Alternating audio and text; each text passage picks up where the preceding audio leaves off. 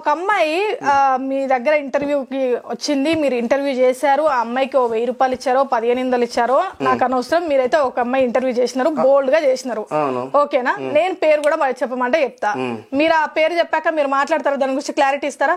దేనికోసం మాట్లాడుతున్నావు ఇప్పుడు? ఇదే ఇట్లనే కూర్చొని మళ్ళీ నేను కూడా ఒక ఇంటర్వ్యూ చేయాల్సి వస్తుంది. మరి నన్ను ఎందుకు ఇంటర్వ్యూ చేయాల్సి వస్తుంది? నిన్ను కూడా ఇంటర్వ్యూ చేయాల్సి వస్తుంది.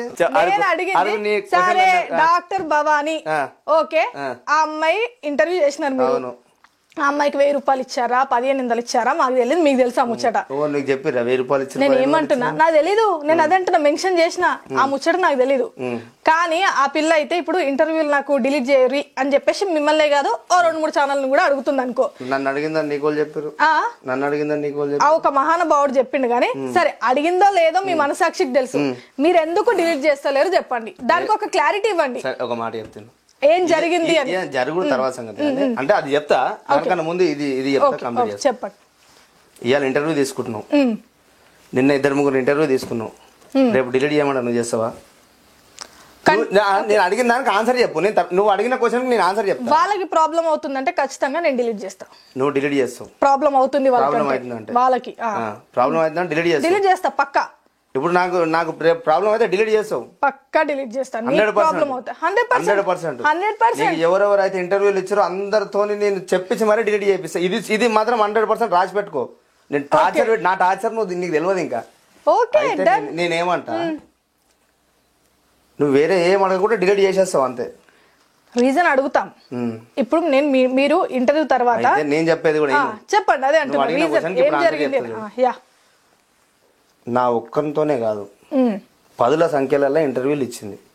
ఓకే, ప్రతి ఒక్కరిని డిలీట్ చేయమనాలి కదా. ఇప్పుడు ఆడ మంచిగా మాట్లాడలే, నీ దగ్గర చెత్తగా మాట్లాడినా అంటే నువ్వు స్టార్ట్ చేసిన వీడియోలో చెత్త వీడియోలు స్టార్ట్ చేసినావు. ఇంకా నేను మామూలుగా నూకుడు వీకుడు ఇట్లా మాట్లాడినా తప్ప ఇంకా ఆమెకు వచ్చిన కామెంట్లు చదివితే అదిరిపోతుండే వీడియోలు. ఆమె చేసిన వీడియోలను బట్టే ఆమెను ఇంటర్వ్యూలు చేయాల్సి వచ్చింది.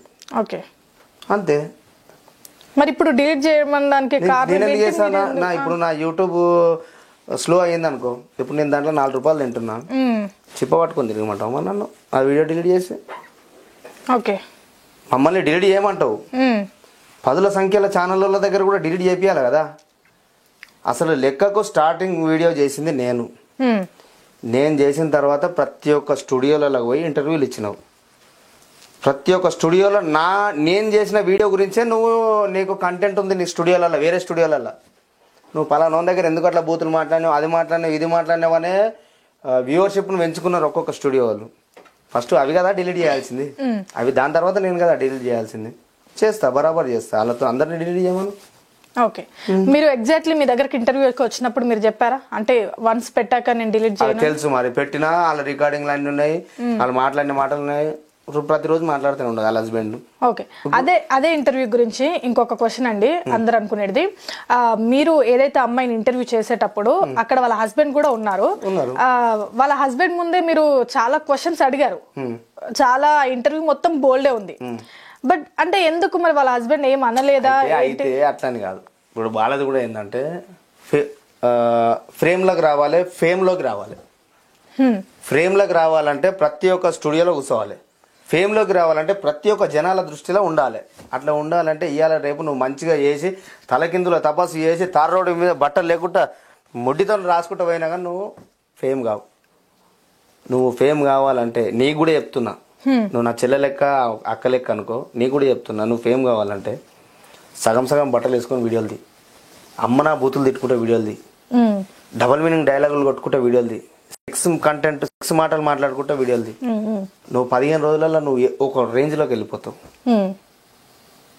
సమాజంలో నడుస్తుంది అది. హాయ్ అండి, నేను మీ Sairam Shankar. Please subscribe JR7 media. JR7 టీవీని సబ్స్క్రైబ్ చేయండి, షేర్ చేయండి, లైక్ చేయండి, కామెంట్ చేయండి.